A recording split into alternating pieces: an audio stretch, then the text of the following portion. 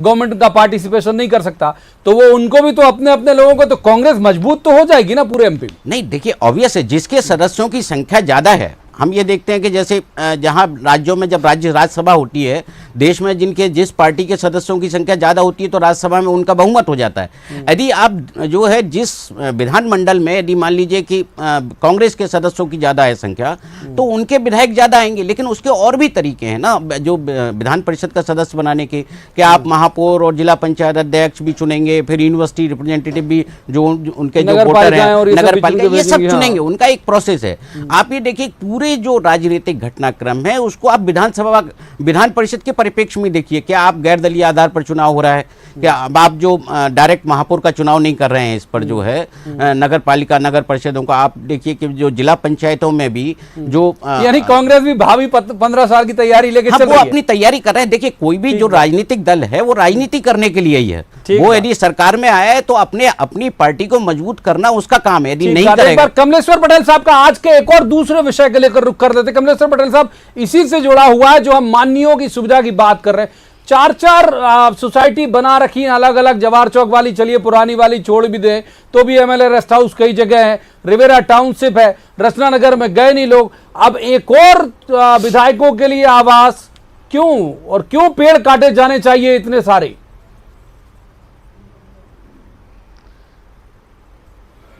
देखिए, पेड़ काटने का, पर्यावरण संरक्षण का जो विषय है, ये हम समझते हैं कि पिछली सरकार में ज़्यादा इसका क्षय हुआ है। इसका सबसे ज़्यादा अगर पर्यावरण संरक्षण को लेके अगर काम नहीं हुआ तो पिछली सरकार में, चाहे वो नर्मदा जी के रेत खनन से लेके जितना भी, आप भोपाल के आसपास देख लीजिए, अच्छी अच्छी पहाड़ियाँ जहाँ पे सब मकान बनाने के लिए अनुमति दे दी। मगर ये तो कहते हैं Guinness book of world record में नाम लिखा लिया है नर्मदा के दौरान। उन क्षेत्रों में भी पूरे, अब ये नाम कैसा लिखा है वो आप जानते हैं, कितना भ्रष्टाचार हुआ ये भी सब जानती, पूरा प्रदेश जानता है।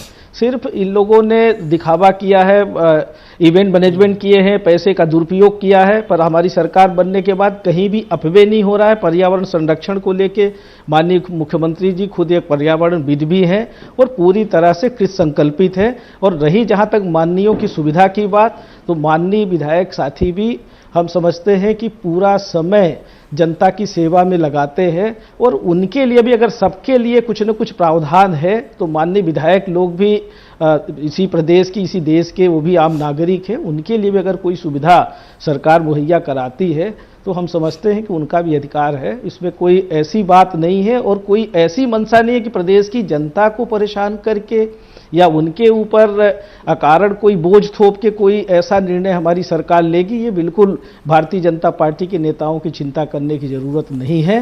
भारतीय जनता पार्टी के नेता तो अब अपनी चिंता करें, उनकी उल्टी गिनती शुरू हो गई है। अब आप देखते जाइए, इनका जो सपना देख रहे हैं मुंगेरी लाल का, ये सपना कभी पूरा नहीं होना है। जिस तरह से माननीय मुख्यमंत्री जी के मार्गदर्शन में मध्य प्रदेश सरकार काम कर रही है, सभी क्षेत्रों में जिस तरह से काम करना शुरू किया है, आप देख सकते हैं 1 साल की भी सरकार नहीं है, इनके 15 साल के काम, और हमारे अगर हम 10 महीने के काम गिनाने जाएं तो बहुत सारे निर्णय, महत्वपूर्ण निर्णय लिए हैं प्रदेश की जनता के हित में, जो ये कभी ले ही नहीं सकते थे। ये सिर्फ बातें करते हैं, भाषण देते हैं, धर्म की राजनीति करते हैं, भाई से भाई को लड़ाने की बात करते हैं। आज देश की अर्थव्यवस्था को चौपट कर दिया ना, किसानों को स्वामीनाथन आयोग की रिपोर्ट लागू की, 6वां साल चल रहा है मोदी जी का, बड़ी बड़ी बातें करते थे।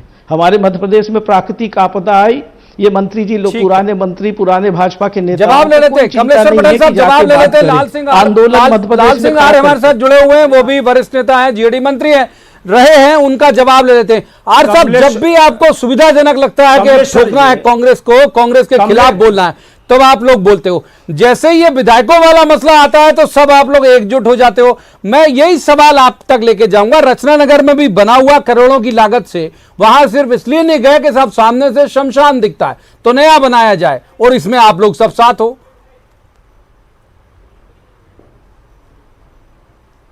प्रवीण जी, अभी कमलेश्वर जी ने जो कहा, मैं उस पर पहले कहना चाहता हूं कि इतनी अतिवृष्टि हुई है और अतिवृष्टि में फसलें बर्बाद हुई है, ये मुख्यमंत्री जी खुद केंद्र में गए हैं पैसा मांगने के लिए।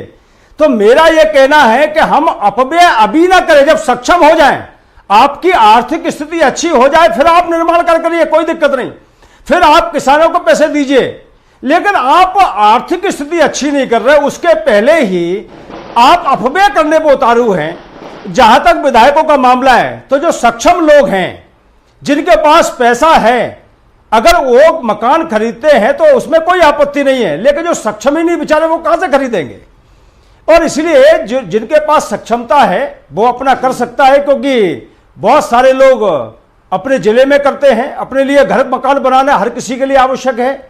लेकिन किसी के पास 4 मकान है, वो 5 वाले 6 वाले, तो मुझे लगता है ये कहीं ना कहीं अपव्यय है।